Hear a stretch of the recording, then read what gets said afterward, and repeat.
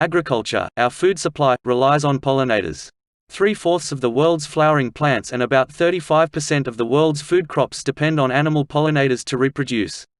More than 3,500 species of native bees help increase crop yields. DDT was one of the first chemicals used widespread as a pesticide. As Rachel Carson detailed in her book, DDT killed everything, from pesky insects, to much-loved birds and pollinators.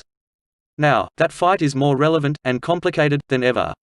History repeats itself. The petrochemical industrial agriculture system churns out new chemicals every few years, most recently, glyphosate. Glyphosate is a strong pesticide with harmful effects on the environment as well as health consequences for humans, yet our crops are genetically modified to withstand being drenched with this hazardous weedkiller. Until about 1975, agricultural yields were modest, but stable. However, as agricultural modernization progressed, ecological principles were ignored and overridden. Small, biologically diverse farms gave way to large, corporate agriculture. Huge fields of cash crops, single plant strains, or monocultures, increased efficiency and production. The soil was depleted and in desperate need of fortification.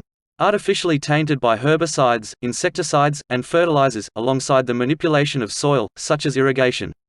In 1973, the first successful genetically engineered organism was created. 20 years later, the commercial sale of genetically modified foods began in 1994.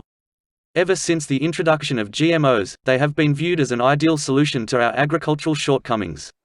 GMO technologies have promised to increase crop yields, reduce costs for food or drug production, reduced need for pesticides, enhanced nutrient composition and food quality, resistance to pests and disease, greater food security, and medical benefits to the world's growing population.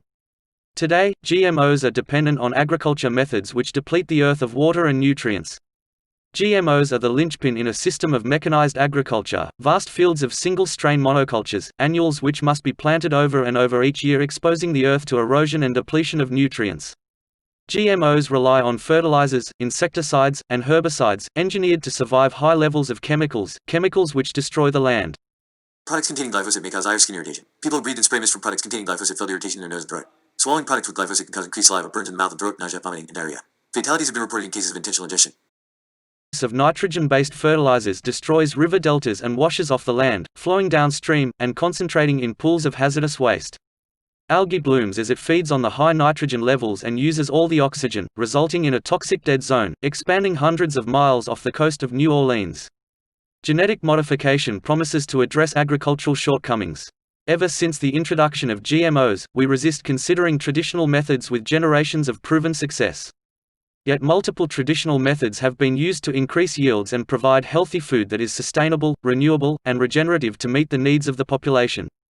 Traditional agricultural methods have been modified, enhanced, adapted, and advanced to meet a wide array of challenges: insects, soil nutrient depletion, erosion from wind and water runoff, and weeds.